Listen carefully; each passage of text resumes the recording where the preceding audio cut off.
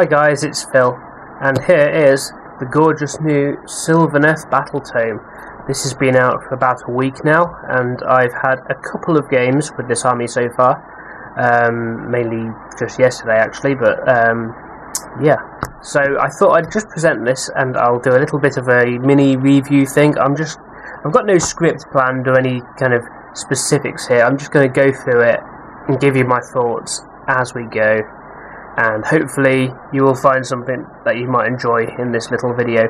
If you've already got this book, then you might not get that much out of it, to be fair. But I will give you my thoughts on the units that I've used so far and what I'd like to have a go with as well. And we'll see how we get on with this little book. So, this is the first of a new generation of the Battletomes for Age of Sigmar. It's a lot closer to previous army books with this one. Namely in that it includes a few extras such as allegiance traits, command abilities, magical items, a unique spell lore. You get a bunch of new stuff that isn't in any of the other codexes or battletomes just yet. As of next week there will be the Bone Splitters one, which is the new name for the Savage Orcs, and you will find that those do have these new elements as well. So going forward all the new books will have that.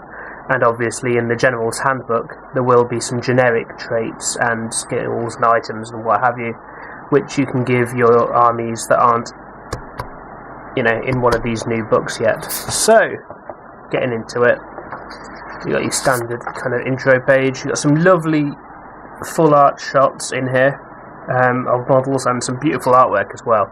I know that people kind of like say Age of Sigmar books get better and better with each one. But it really is true, they do get so much nicer every time. The team is really starting to get their vision for Age of Sigmar to really kind of pop out of the pages, as it were. You can see what they're going for. So yeah, you can see there's quite a lot of content. There's actually 141 pages worth of content, and technically 143, 144 once you take the rules pages into account. So it's a nice beefy book. And you start off as you'd expect with your fluff. So there's a nice big picture of Alariel there riding her beetle.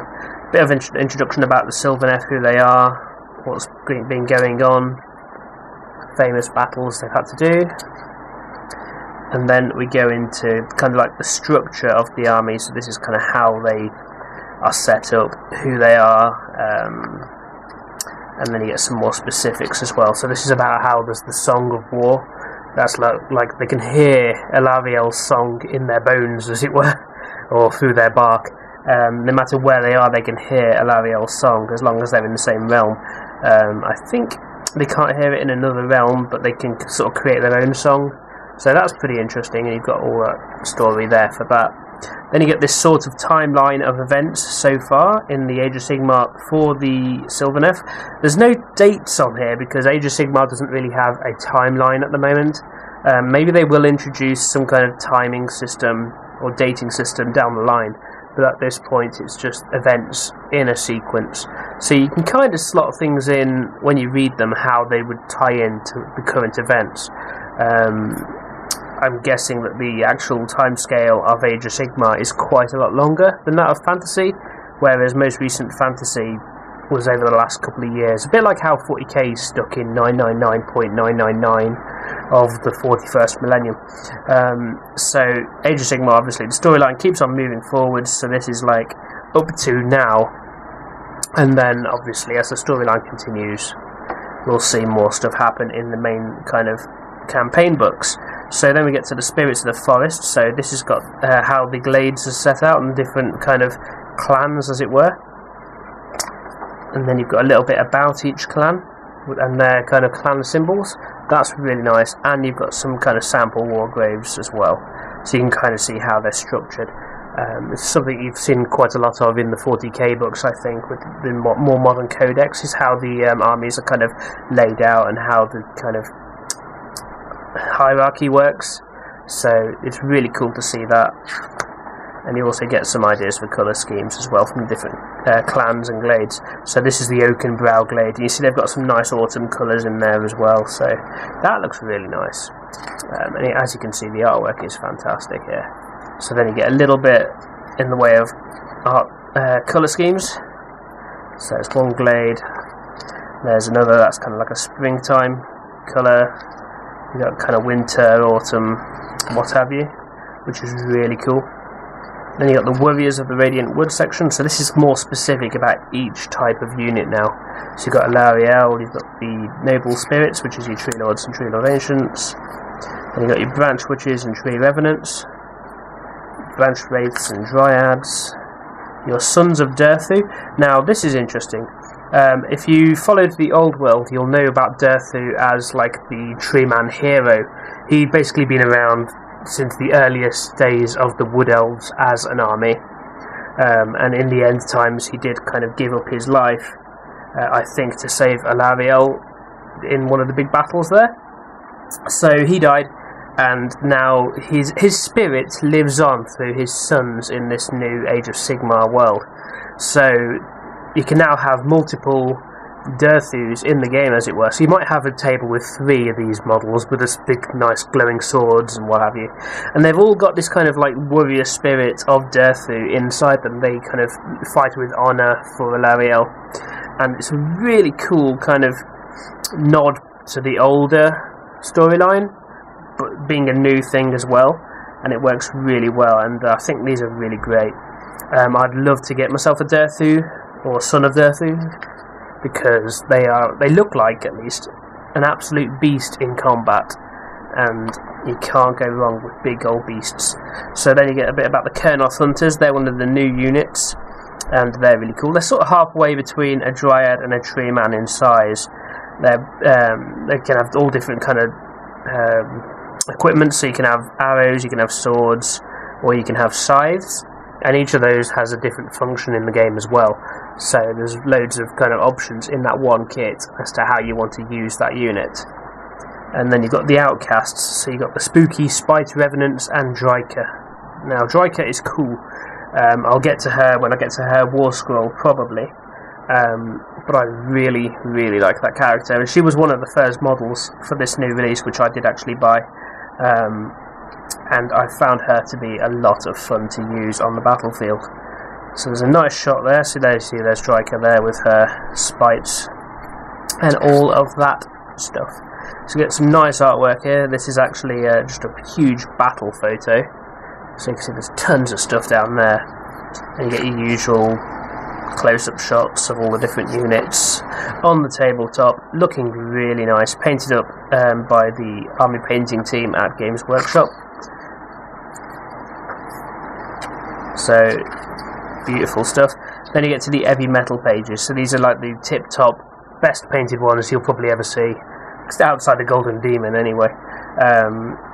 And these are absolutely gorgeous. And I kind of kept fairly close to some of these colour schemes for these guys and these guys, although mine were basically just dry brushed rather than, you know, hundreds of hours of glazing and what have you the heavy metal team would do.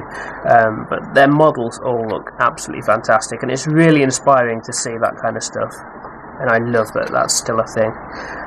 Then you get the Season of Reaping. So this section will bring in some battle plans and some stories. So you get a little bit of fluff about what was going on at a certain time, and then you get into the time of war. So at this point you get, like, you can say we're going to be playing our game here where these rules are for, and you'll get your own stuff going on for that. So you get a different triumph table, you get special abilities, and in this one you've actually got the area you're fighting in can actually come back to life from a state of decay, and that can affect the game and how it goes. So at the start of the game there's not a lot going on, and the Sylvaneth units kind of struggle, but as the kind of life counter, as it were, increases, then you get all these nice little buffs for the Sylvaneth army, and then you've got the ability to give the Chaos side, if you've got Chaos side, the ability to kind of de-life the world, as it were. I don't know how you kind of word it, but to kind of undo the good that the Sylvaneth are trying to do. So you kind of got this two-way battle to kind of restore or destroy the land they're fighting over. So that's really interesting as a mechanic, and I think, you know, that'll be a real fun one to try out. Then you get this little battle here atop the Great Stump, so you get a nice little map on the next page of the kind of battle area where they're fighting. and you can see where the key skirmishes happen. So you've got like the Battle of Dolg's Folly, Oaken Brow Ambush, and all the different kind of things going on there. And you've got this, so it's basically this huge tree stump that's been taken over by Nurgle there. And that's really interesting. And then you get a battle plan for the Sacred Glade. So you've got the special army abilities, you've got the objectives there, and then you go into the map and the victory conditions and all that. So that's pretty cool. I haven't tried any of these out, so I can't really say too much about them at the moment, but it's really nice that this kind of stuff's in here. Then you've got the Battle of Grolnock's Isle, another little map, bit about Dryads there, and another battle plan, Awaken the Land. So I think there's 3 battle plans overall, if I'm not mistaken. There's this one, I think this was one more. Yeah, the Wild Hunt. So the Wild Hunt's a really cool one, because that's kind of a reference again back to the old Wood Elves. You had Orion, who was like the spirit of Cernus, the god, and he basically ran this annual Wild Hunt, where all the Wood Elves, or some of the Wood Elves, would be kind of almost feral during this period, and they go around and they just basically slaughter everything in their path. And that's sort of carried on in this new one. The Kernoth Hunters have this sort of spirit to do that and keep that tradition alive, as it were. So that's really cool, and it's nice to see a battle plan that's based all around that. So you've got yourself a Sylvaneth command ability and Defender command ability. You've got the board actually split into 6 sections here.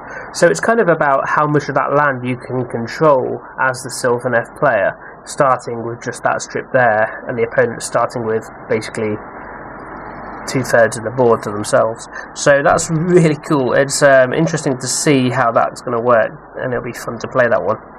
Then we get to the armies of Alarielle. So this is the stuff that's really about the meat and potatoes of the book. This is how to actually build your army, the battle scrolls, the war scrolls, battalions, that sort of thing, and the new elements as well. So speaking of new elements, what you've got is a bit of an explanation about how the allegiances work, and then you get into the allegiance abilities here. So this is, if you've got an army that is entirely Sylvaneth, that is, you don't have any units such as Wanderers or Stormcast in with that army, as long as every war scroll you use has got the Sylvaneth word on it, then you get this to unlock. So you've got your battle traits. So you've got the Wildwood Groves, which means that after all other pieces of scenery are set up, but before the battle begins and players choose territory or set up their armies, you can place a Sylvaneth Wildwood anywhere on the battlefield that is more than 1 inch from any other piece of scenery. So it gives you that ability to put down one of your woods where you want it to be, somewhere really convenient on the battlefield. That might be dead center, so you can teleport your guys into the very middle of the battlefield at any time, or it might be off to one side so you can have a safe haven. You can kind of choose where that's going to go. And then you've got this Forest Spirit skill. So instead of setting up a unit at setup, you can just place it to a side, say, yeah, that's in reserve essentially, and then you can bring it in any of your movement phases into one of the wildwoods that is on the table, which is really cool. So you can kind of have your kind of big hitters out off to the side at the moment, so your opponent has to set up without knowing where you're going to bring your good stuff in. So you can kind of put them on the back foot a little bit, and you can get a chance to take them by surprise, especially if you've got wildwoods here on the battlefield. They're not going to really have a safe place to keep anyone, so that could be really crafty.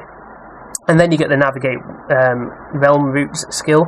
This basically lets you travel a unit from Wildwood to another Wildwood, as long as you're within 3 inches of it. That's like, instead of your movement for a phase, you can say, okay, this unit's in this woods here, they're going to move from that woods, and they're going to come in over on that one, the other side of the board. So it can get you across the field really quickly, and then you've got different results. So if you roll a 6 for the unit that goes through, they can actually then move again, and they can act fully. Or then if you get a 1, they can't do anything else for the rest of the turn. So you get this kind of like, you can't guarantee that the spirit paths are going to be like smooth enough to transport yourself through properly, but you can have a go. And I really like that as a little mechanic. And then you get command traits. This is like your warlord traits for 40k. Difference being, you can't give these to a named character. If you've got Dryads or Alarielle, you can't give them one of these. You'd have to have a generic hero as your general, something like a Tree Lord or a Branch Witch, whatever you had. But they're really cool. So you've got like the Realm Walker, which lets you add 2 to your dice result when using the Spirit Paths. You can ignore Rend unless it's 2 or better. You can get wound healing. You can have rerolls. You can do all this sort of thing by choosing the command ability that suits your hero. And you don't have to roll. It says quite specifically that you can pick the one that suits your general, or you can roll. And that's kind of another thing that you'll find throughout this book, that it does give you the ability to choose, and it says there's no shame in choosing things instead of randomly allocating them. And here you go, here's the Deepwood spell lore. So this is all the unique spells for the Sylvaneth. And again, you can generate them on a d6 here if you want, or you can just choose the ones that you want for your army. Every one of your Sylvaneth wizards, as long as your army is of the Sylvaneth allegiance, can learn an extra spell from this page or these pages. So you get to really give your wizards a big buff by increasing the amount of spells they can use, which is really nice. Some of them let you set up wildwoods, some of them let you attack enemy units within a certain range. One of them, which is one of my favourite ones here, is the Throne of Vines, which basically, when you cast it, your caster then adds D3 to all future casting and unbinding rolls they make until their next move. So they're basically sat down on this throne, which boosts their magical power, which is really nice. So you do that first turn, get them sitting down in their little throne. Yes, they can't move if they do that without losing the power, but if they're just going to sit there and take pot shots, that can be really great. And that works out really nicely if you then team that up with the Silverwood Circlet, which is one of the artifacts you can have. This artifact adds 6 inches to the maximum range of every spell the wearer knows. So you give them the ability to kind of sit on their throne and take pot shots, and add 6 inches to their maximum range. And you're doing 24-inch arcane bolts that are pretty much never going to fail, which is really nice. Or you could be doing, your mystic shields, whatever you need to do. So it gives you that kind of real command over the battlefield with your wizard.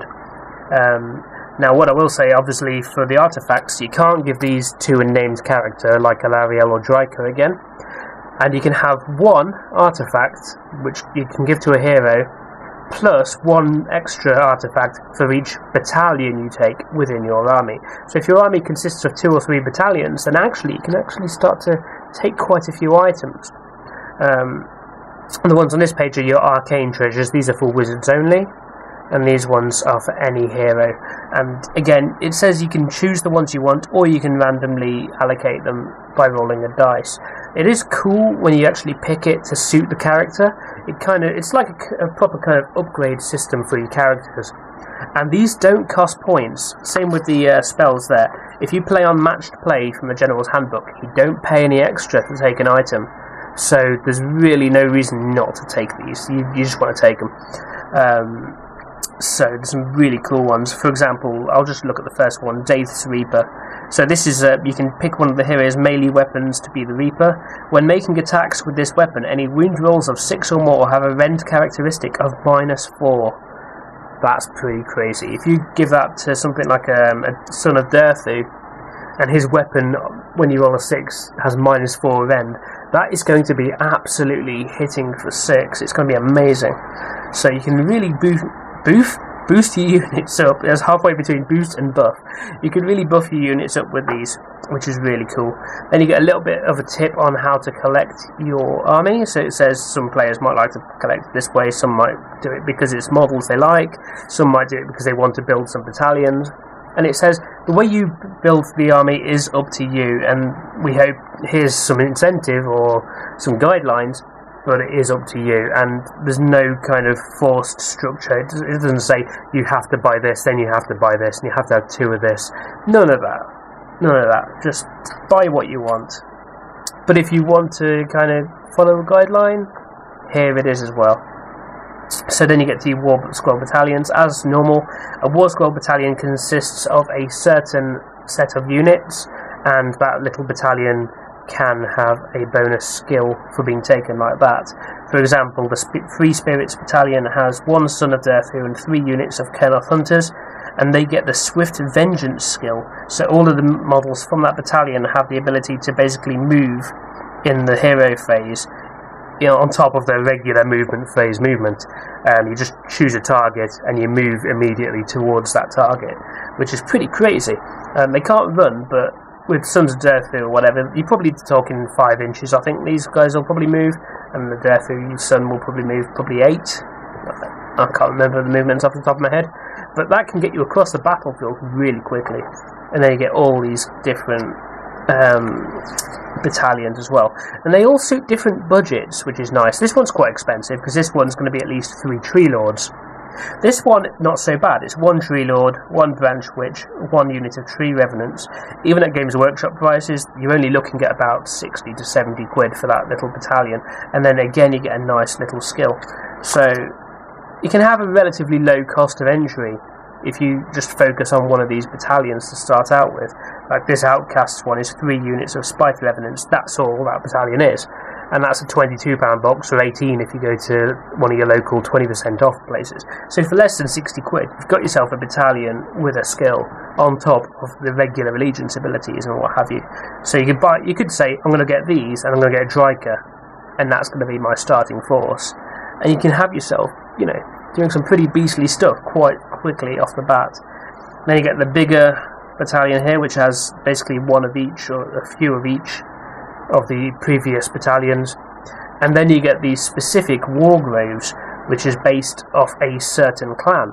So if you say there's a clan you particularly like the look of, you can find the battalion for that clan, which will give you a bit of a tip on how to produce that clan there, and then what skills, and each magic, each of them has skills and magic that you can get. So this one here has its own unique spell if you make the Gnarl Root Wargrove. So there's really a lot of freedom in how you build your army here. And you can see there's absolutely tons of different battalions. And then you get this amazing little battalion here. This is based off the events of the book Wardens of the Everqueen, which was a story of Alarielle has been turned into a seed, and her handmaiden has got that seed. And you've basically got to fight across the ice to get away from the forces of Nurgle. And if you get a chance, I'd recommend you read that book because it is really good. And this is a little battle scroll that lets you kind of recreate that force that's fighting across the ice to get to where they can plant Alarielle, so she can become this new goddess of war, basically. So yeah, you get a mix of Stormcast and Sylvaneth in that army, but I think they do still count as Sylvaneth for the sake of a keyword for that. So you can technically take that battalion with the Stormcast and still have the pure Sylvaneth allegiance. That's as I understand it. Correct me if I'm wrong on that one. And then lastly we get into the Warscroll section. So you've got Alarielle, you've got Dryker. So Dryker's pretty fun. She's got these little bugs that she can shoot out with their own different skills. The one I modelled her with has got the Squirmlings, which is pretty cool. Basically, in the shooting phase, you attack with that thing, and you pick an enemy unit and roll a dice for every model in that unit that's within 10 inches. For each result that equals or exceeds the number shown on the damage table, that unit suffers a mortal wound. So you can see, if she's not taking a lot of damage, that can be on a 3-up. If you're choosing a unit that's got a lot of models, you can actually do quite a lot of mortal wounds very quickly with that skill. So that's those 2 characters. Here's the Spirit of Durthu. This is the guy I'd love to try out in battle, because he's got this amazing attack here, which is the Verdant Blast. It's got quite a lot of attacks. At base, it's got 6 attacks, hitting on 4s, wounding on 3s, rend -1, damage D3. That's pretty mental. And you can also sacrifice a bit of life in order to get an extra D3 attacks, I believe, or an extra 2 attacks. So that's pretty cool if you want to get even more powerful attacks out there. You will take a hit, but then you could also argue that you're going to give one of your wizards the ability to restore life, and before you know it, you can restore him back to full health. So there's some really crafty stuff you can do there. Then you got your Tree Lord Ancient, you've got your regular version of the Tree Lord, Branch Witch and Branch Wraith, the 2 kind of on-foot wizards, and the Branch Wraith has the ability to summon Dryads, which is pretty nice.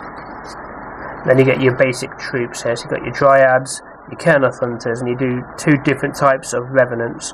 What I will say, the Revenants are a little bit squishy for my liking, considering it's 5 models for about 20 quid. That's only 5 wounds, 1 wound each, and they've got a save of 5 up and bravery 6. These, if you're not careful, they will die very, very quickly, so you have to be very, very careful about how you use them. Call them a glass hammer, if you will, but then they don't necessarily hit quite as hard as you'd like either. Well, that's what I've found in my game so far, but we'll see. Maybe I've been using them wrong. If you've got any kind of advice on how to use these, post that down below. Kernoth Hunters are awesome. I've only used them as archers so far. I'm hoping to get another set, probably using the scythes, because those are pretty cool, because you get a nice rend and you get D3 damage, so those could be pretty beastly. And obviously Dryads are Dryads, they've been around since the dawn of time. But they do get a few bonuses, so you can subtract 1 from hit rolls made against the unit if it's within 3 inches of a wildwood, and during your own combat phase you can choose an enemy unit that's within 3 inches of this unit and add +1 to the hit rolls made for Dryads against the enraptured unit in the combat phase. So you do get a little bit of a buff, again, for being within range of a wildwood. The majority of these units will get buffed for being either in a woods, near a woods, or they can just teleport themselves between woods. You get all these kind of crazy skills, and then at the end you've got the wildwood itself with its Warscroll. So you can see kind of what that does. Any enemies don't want to be in the range of one of these if you're going to be casting spells around it, because it can kind of come to life and attack them and do a bunch of mortal wounds that way as well. So it can be really mean. And lastly, in the book, you've just got the regular Age of Sigmar rules, so even if you don't buy the starter set, if you just want to buy this book and a couple of models, or a couple of boxes of models, you can basically get right in on the game without having to buy anything else, as long as you've got some dice lying around. That's basically all you need. So yeah, overall, I'm really happy with this book. I think it's really cool. The fluff is really great. It's nice to see how they've updated a classic army but brought it into a new identity, away from the elves and towards this kind of full-on tree spirit army, whereas before you didn't really have that as such. They were just this kind of fringe force in the greater wood elf army. So it's really nice to have that identity, and I think that a lot of people will want to pick these models up as well, because they're just absolutely gorgeous. And yeah, so maybe not the most hard-hitting one. Stormcasts, I would say, were probably still, on paper at least, the stronger army. But I think this is a fantastic army, a fantastic book, and I would totally recommend it. Yeah, like I say, that's about it. Hope you enjoyed this little kind of overview. It's been about half an hour, actually, so that's interesting. Hope you enjoyed it, and I'll see you again soon. Bye, guys.